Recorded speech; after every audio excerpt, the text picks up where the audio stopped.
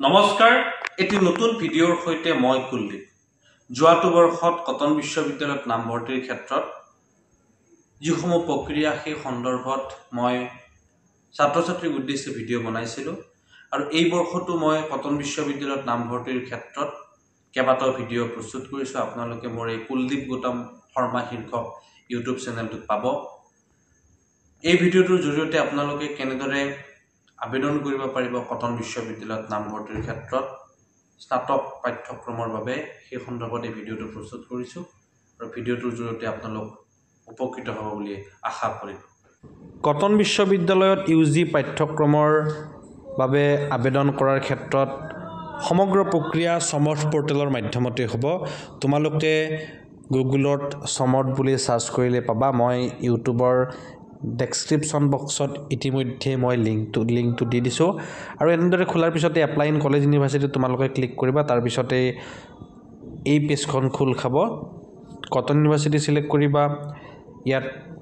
প্ৰগ্ৰামত সিলেক্ট কৰিবা প্ৰগ্ৰাম লেভেলত এনইপি ষ্ট্ৰীমত ক্লিক কৰাৰ পিছতে তোমালোকে এইকিটা প্ৰগ্ৰাম পাবা বেচেলৰ অফ আৰ্টছ মাছ কম পাবা বায়োটেকনলজি পাবা আৰু বিএসসিৰ কাৰণে এপ্লাই কৰিব পাৰিবা আৰু এনইপি ষ্ট্ৰীমৰ পিছত যেটো অপচন পাবা ডিসিপ্লিন স্পেসিফিক তাত তোমালোকে বিসিএৰ এপ্লিকেশন পাবা বেচেলৰ অফ কম্পিউটাৰ সায়েন্সৰ এপ্লিকেশন পাবা মই জাস্ট তোমালোকক এটি নমুনা দেখুৱাই দিছো ইয়াত ক্লিক কৰাৰ পিছত তোমালোকে one major one minor click কৰিব লাগিব এটা কথা উল্লেখ কৰিব খুজিছো তোমালোকৰ মেজৰৰ ভিত্তিতে তোমালোকৰ নামভৰ্তি হ'ব মাইনৰ ভিত্তিত তোমালোকৰ নামভৰ্তি নহয় আৰু তোমালোকে বিচৰা মাইনৰ সাবজেক্টটো নাপাবও পৰা আৰু ইয়াত সাবজেক্টটো তোমালোকে সাৰ্চ কৰি দিয়াৰ পিছতে তোমালোকৰ সাবজেক্টটো ওলাব মই জাস্ট তোমালোকক এটা এক্সাম্পল এটা দেখুৱাই দিছো মই ইয়াত পল সায়েন্স ক্লিক কৰিছো আৰু তোমালোকে ইয়াতে তলত মাইনৰ সাবজেক্টটো সিলেক্ট কৰিব লাগিব মাইনৰ সাবজেক্টটো সিলেক্ট কৰাৰ পিছতে তোমালোকে ইয়াতে নেক্সট স্টেপত যাব পাৰিবা তাৰপিছত নেক্সটত ক্লিক কৰি দিয়াৰ পিছতে তোমালোকৰ এনেদৰে পেজ এখন খোল খাব ইয়াত তোমালোকৰ সাবজেক্টসমূহ নাম কিমান পাৰ্সেন্টেজ পালা গোটেইখিনি ইয়াতে ডিটেইলছ দি দিবা নম্বৰসমূহ তোমালোকে একেবাৰে ঠিক ধৰণে দিবা যদি নম্বৰসমূহ ঠিক ধৰণে নিদিয়া তেনে পিছত তোমালোকৰ অসুবিধা হ'ব পাৰে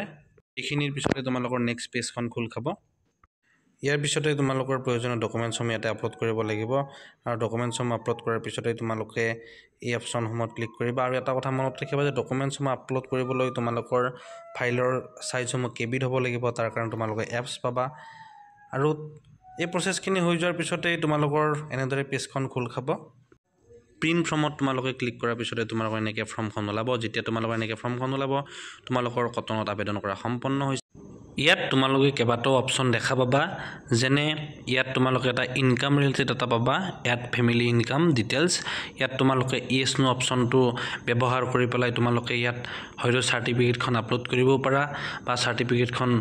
আপলোডৰ যেটো অপচন ৰিমুভ কৰিব পাৰা ইয়াত এবিসিডি তোমালোকে লিংক কৰিব পাৰিবা